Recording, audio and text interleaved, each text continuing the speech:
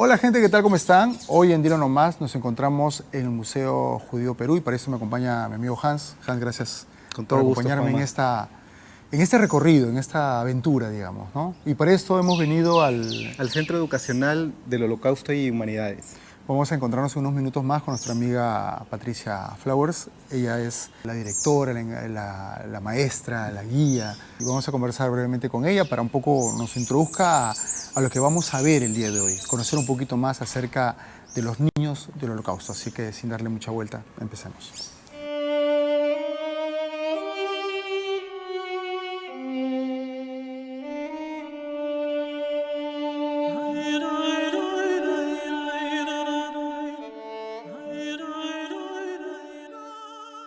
Estoy hoy aquí ante ustedes por el milagro de sobrevivir y en memoria y recuerdo de 6 millones de seres humanos aniquilados y masacrados brutalmente en la era más negra de la humanidad, la Shoah.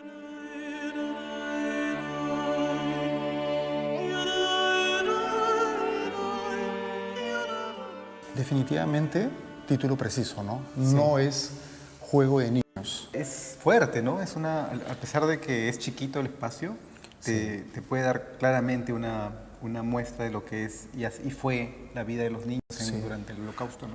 Arranca en realidad el recorrido con fotos de niños tal cual era la vida de cualquier niño eventualmente antes del ingreso del ejército alemán. Una niña feliz con su muñeca, niños en bicicleta, más niños por aquí. Sin embargo, todo va a dar un giro. Pero antes quiero que vean esto que es una maletita original. Básicamente son fotos que enviaron a una persona que vivía ya aquí en Perú, pero que eventualmente conservaron en algún momento, ¿no? Todo era normal, actividades, como cualquier persona, tienes pues celebraciones y nada que haga presagiar que algo terrible empezaba a acercarse.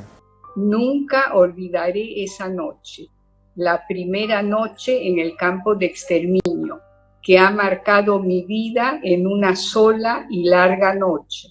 Nunca olvidaré las caras de esos inocentes niños cuyos cuerpecitos vi convertirse en humo y cenizas de los hornos crematorios. Esta foto en particular, que es la primera que vimos y que Patricia tuvo a bien guiarnos en este recorrido, a mí me impacta mucho porque ella nos hizo notar un detalle, que es el temor que puedes notar en los niños, ¿no? O sea, niños que son de Hungría y Checoslovaquia, ¿no? Es una pequeña muestra de todo lo que vivieron muchísimos niños, en realidad 1,5 millones aproximadamente, sacados de su colegio, ¿no? Sorprendidos porque venía un soldado y les gritaba en un idioma que ellos no entendían, tan pequeños a esa edad, ¿no? Ella nos guió Nos trasladó realmente y nos decía a los 5 años qué es lo que tú entiendes de la vida, no sabes ni tu nombre. Ni el nombre de tus padres. Ni el nombre de tus padres y de repente vienen, te suben a un lugar, a un camión, te transportan a un lugar, a algún punto de Europa en realidad, claro, en el cual nunca más vas a saber nada de los tuyos. Porque si eventualmente sobrevives, ¿cómo hacen para ubicarte? Claro, porque si bien es cierto, te puedes acordar tu nombre o el nombre principal de tu mamá, no sabes su apellido, no sabes dónde vive, los nombres de repente de todas sus familias. Y después de 5 años ya hablas alemán probablemente, o polaco si estuviste en Polonia, y ya no hay nada, no queda nada, ni recuerdos probablemente, para muchos de ellos, sobre todo para los más pequeños. Sí, y pensar que ellos, o sea, son muy, muy pequeños, ¿no? O sea, no estamos viendo acá chicos de 2 años, 1 año, ¿no? Muchos de ellos, sí, muchos de ellos vamos a verlos, como en este caso con algún muñequito, algún librito, por ahí este niño de acá lleva un trompo en la mano, ¿no? y seguramente será el juguete que los acompañará con suerte si sobreviven durante esos terribles años o si no terminarán como un recuerdo, como parte de la escenografía de estos campos de concentración. Ahora, uno de los puntos de los cuales uno va a poder ver en el tema Holocausto son los guetos, ¿no? Que eran básicamente ciudades en las cuales, por decirlo de manera muy sencilla, tiraban a la gente ahí. Las dejaban ahí, vivan como puedan, ¿no? Eran lugares que estaban evidentemente controlados, que esa era la idea, mantener control, Y bueno, en este caso es una foto del gueto de Varsovia, uno de los guetos más conocidos. Y acá hay un grupo de adolescentes y hay muchos detalles por notar en esta foto. En una sola foto, cuánta historia, Uno puede ver, cuántas ¿no? cosas. Claro, uno ve y dice, wow, pobrecitos, ¿no? De repente, miren, estos niños están en la calle, estos adolescentes en realidad. Y ahí se queda, pero Patricia nos hacía notar que estaban solos Sí. y evidentemente abandonados. Y abandonados, porque ves alrededor a la gente, ¿no? No están en estas condiciones, ¿no? Exacto. Están con ropa limpia, están recién, o sea, muy bien vestidos, pero ellos se nota que han pasado muchas penas, ¿no? Claro, con todo el respeto al caso, de repente si lo llevamos un poco a nuestra cultura, hace años se veían a los famosos pirañas. Claro, ahí en el Niños centro de abandonados Lima. en el centro de Lima, descalzos, con la ropa hecha harapos y que uno sabe eventualmente que no hay ningún padre que cuide de ellos, porque no estarían así si hubiese un padre. Por más humilde que seas, estarías aunque sea con un par de zapatitos viejos. Claro. Y Pero limpio, ¿no? y Porque, limpio. porque la mamá o el papá siempre te cuida, te acicala, ¿no? Te Así abriga. es. En el caso de estos adolescentes descalzos, con las ropas ya que en algunos casos ya no les queda la ropa, ¿no? La ropa evidentemente fue abandonándonos en el tamaño, ¿no? Ya le queda pues cortísimo, con heridas en la piel, enfermedades cutáneas producto de que no nos han podido asear. Y totalmente delgados, ¿no? Miren, Sí, acá, o sea, todos, puedes todos ver delgados. hueso casi nomás, ¿no? Todos, en el caso de todos, sin excepción. Y dentro de la foto, detalles como esta señora que está impecable. O el niño, ¿no? Con su O ropa el niño, blanquita. exacto. Y es que en los guetos la gente ingresaba continuamente, o sea, era algo en el cual ingresaban y salían. Salían para ser transportados a, ¿no?, los campos de concentración, ¿no?, básicamente, e ingresaban nuevas personas que iban siendo capturadas. Entonces, no era raro ver personas que eventualmente estuviesen moviéndose, como en el caso de este niño, con toda la ropa blanquita, ¿no?, bien acicalado, y que estarían buscando personas para hacer contacto, ¿no?, Justamente, para ¿no? conectar. Porque imagínate, van a un lugar, a un gueto, a un espacio donde los han traído de todas partes de su país y lo que buscan es volver a encontrar a su gente, a su familia, a sus familiares, ¿no? Entonces, por eso siempre transitaban, como dice Juanma. Sí, y estos dibujos que no se sabe si fueron, digamos, hechos ya estando en un gueto o de repente fueron dibujos que llevaron al lugar cuando ya habían sido realizados de repente en el colegio, ¿no? Porque son dibujos todavía coloridos, ¿no? Y el hecho de que haya colores significa que o fueron trasladados con todos sus colores en la mano de los niños, con lo que tenían en la mano, en realidad con sus mochilitas, y pudieron dibujar esto, o eran los sueños de de algún niño que anhelaba pues estar pues con mamá o con la familia, ¿no? Este vagón tiene un valor, digamos, muy particular, que hay pocos de este tipo, ¿no? Comentó que habían 3. Habían 3, sí. Y era una representación de los vagones de los alemanes en los cuales trasladaban a las personas, sin ventanas. Esa era una característica. Y con madera y fierro, ¿no? Como que totalmente aislados de poder salir, ¿no? No tiene ventanas, como dices. Contó algo también interesante, ¿no? Que la gente adentro rascaba la madera para poder hacer un orificio y poder enviar a sus hijos fuera, ¿no? Pero Sí. usualmente no conseguían en la primera, ¿no? Porque el viaje no lo permitía, pero en las siguientes personas que abordaban el tren podían hacer el hueco más grande, Claro. ¿no? Y de repente la tercera, ¿no? El tercer grupo, a los sea más grande, y sí podían soltar a los hijos. Aún cuando ellos se iban a caer, se iban a lastimar o fracturarse, lo que sea, pero tenían más oportunidad de sobrevivir y los padres quedaban y eran trasladados finalmente a los lugares en donde perderían la vida, ¿no? Que demuestra un poco cómo es ¿no? Es el amor que tienen los padres y las madres, ¿no? Que debería A haber sus hijos, siempre, ¿no? Que debería haber siempre, que debería ser algo muy natural. Aquí, si bien es representativo, es un poco la ropa que usaban en ese entonces, ropa muy delgada, evidentemente poco o nada interesaba cubrirlos del frío. Tú has estado en Europa y el frío es tenaz. Sí, o sea, yo he estado en lugares, por ejemplo, ahí en la frontera entre Hungría y, por ejemplo, Rumanía, las temperaturas pueden bajar a menos 25 grados, imagínense.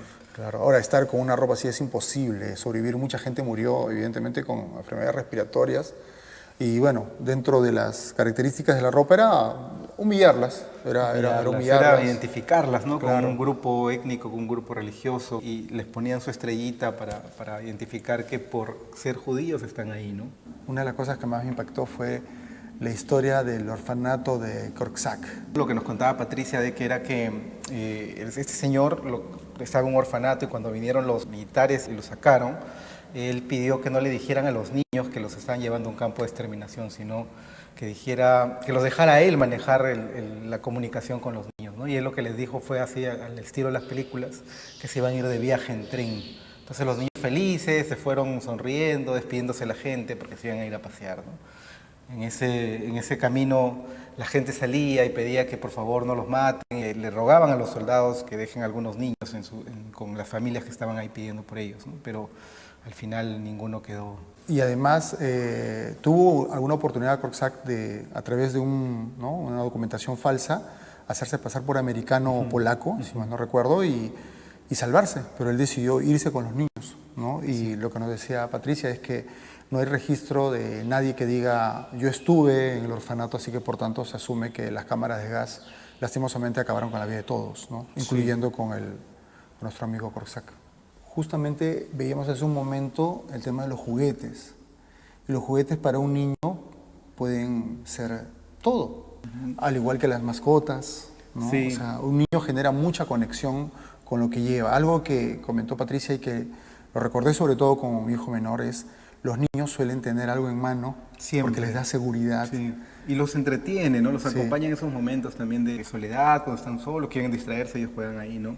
Y un poco la muñeca Gerta, ¿no? Es la representación de tantos muñecos y juguetes que acompañaron a esos niños y que, como dice acá un escrito de Eva, fue testigo de lo horrible que fue la niñez para muchos de ellos, ¿no? Sí. De los que lograron sobrevivir. Hace un momento vimos unos dibujos coloridos y ahora vemos unos dibujos un tanto más, no sé, vacíos, ¿no? Ya no hay tanto la presencia de papá y mamá.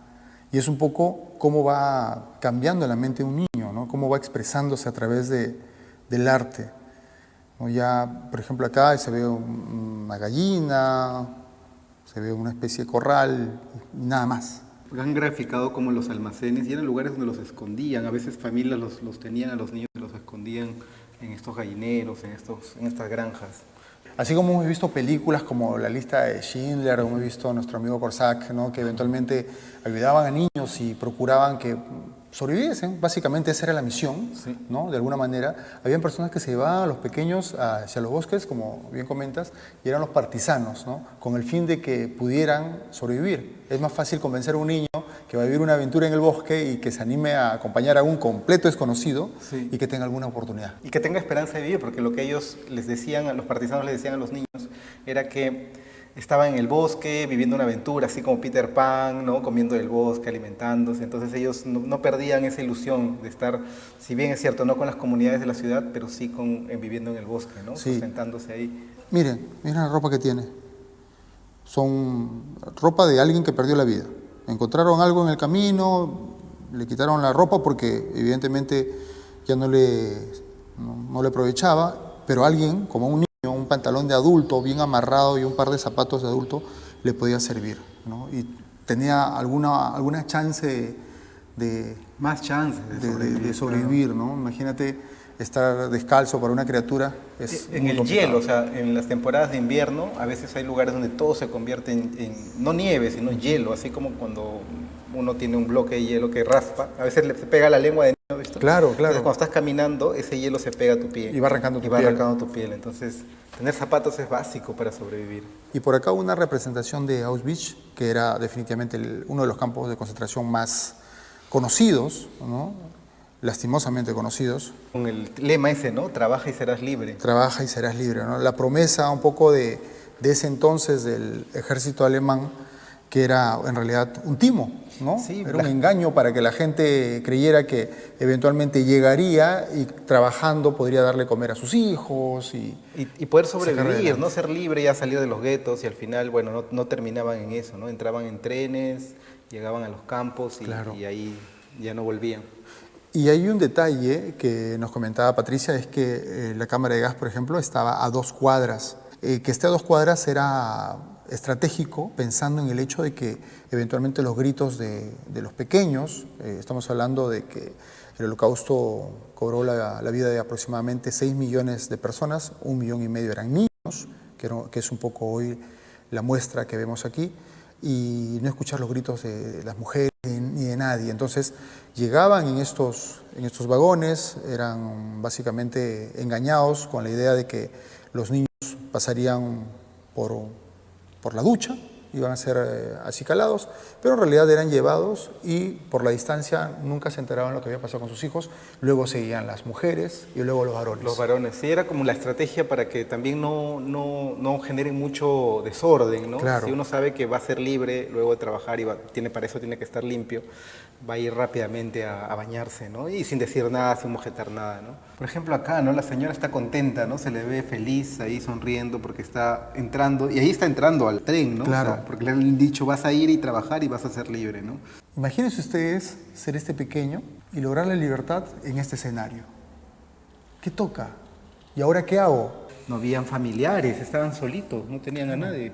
Habían visto ellos mismos cómo sus padres morían y cómo sus tíos fallecían. Eventualmente alguien decía, no sé, vi a mi hermana ir en un tren a otro campo de concentración, a mi hermana pequeña, ¿qué será de ella? Claro. Tocaba luego buscarla durante años, con suerte encontrarla, o de repente saber que perdió la vida, o no sé si peor aún, nunca más saber de ella. Imagínate cómo han vivido los sobrevivientes, ¿no? Hasta ahora, pensando en ese momento, ¿no? Claro. Saliendo y sin tener ninguna esperanza de vida, porque a veces nos contaba Patricia que era peor salir que quedarse dentro, ¿no? Claro. Porque al estar fuera no había nada cierto. Era revivir todo, recordar el dolor de haber perdido a los tuyos y estar solo. Sí. Encima estar solo, ¿no? Pero bueno, la verdad es que para mí ha sido todo esto, me ha llevado a muchas reflexiones,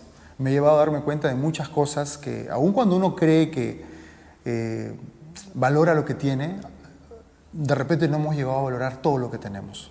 Sí, ¿no? Porque nos falta. Es muy fácil pensar que hemos pasado vidas complicadas, sí, pero hay gente que la ha pasado muchísimo peor. Claro. Ahora, con esto no decimos que lo difícil que puede hacer la vida de cada uno no debe ser estimado como tal, valorado, claro, sino que de repente es mirar un poquito más allá y darnos cuenta, sí, que aún en la dificultad hemos sido afortunados.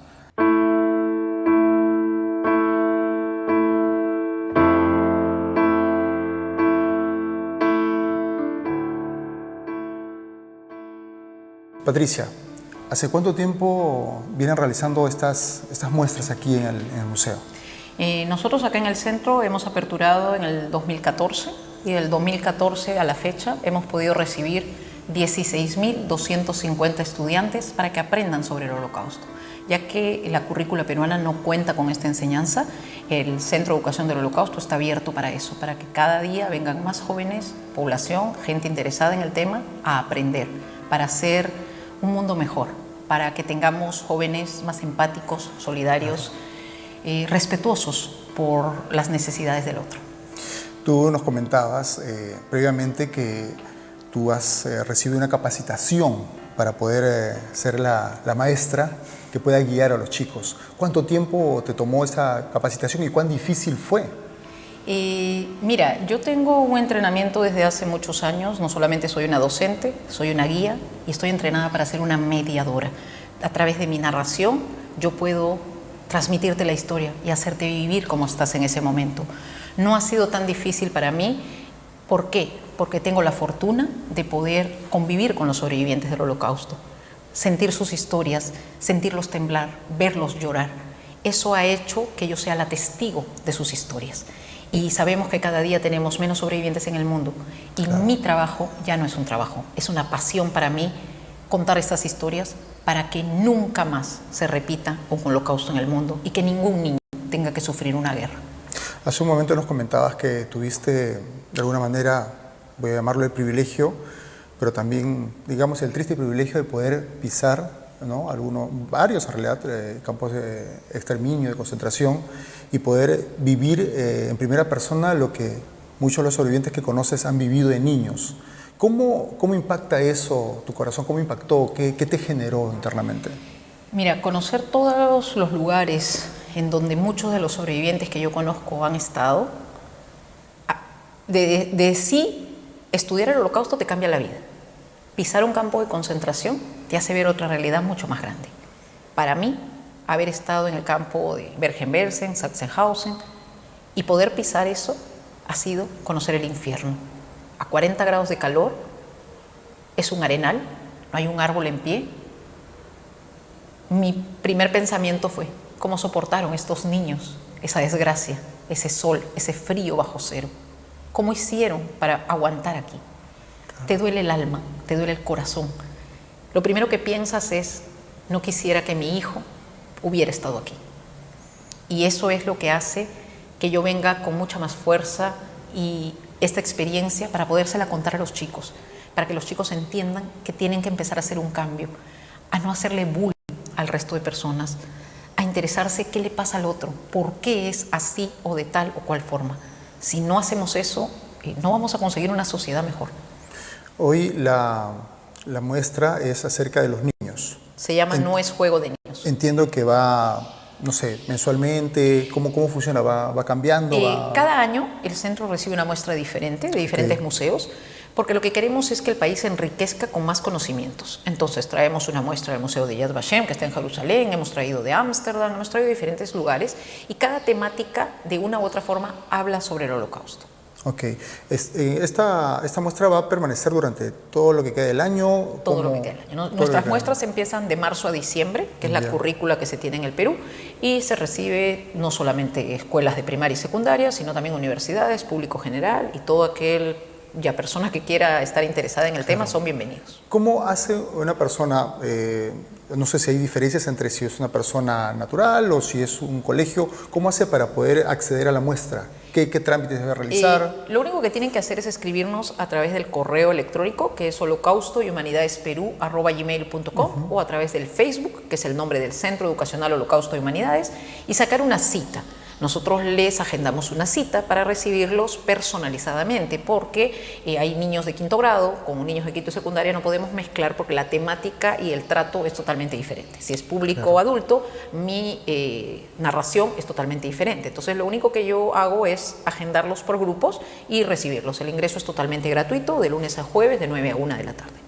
Genial, así que la invitación está lanzada. Muchas gracias por recibirnos, Patricia. Muchas gracias a ti por interesarte en el tema, y estamos seguros que a través de este enlace muchas más personas van a poder recapacitar un poco que necesitamos en el mundo hacer este cambio. Necesitamos tener gente más empática, solidaria, gente que se preocupe por lo que le pasa al otro, porque si no, nunca vamos a cambiar. El día que nos pase a nosotros, nadie nos va a ayudar.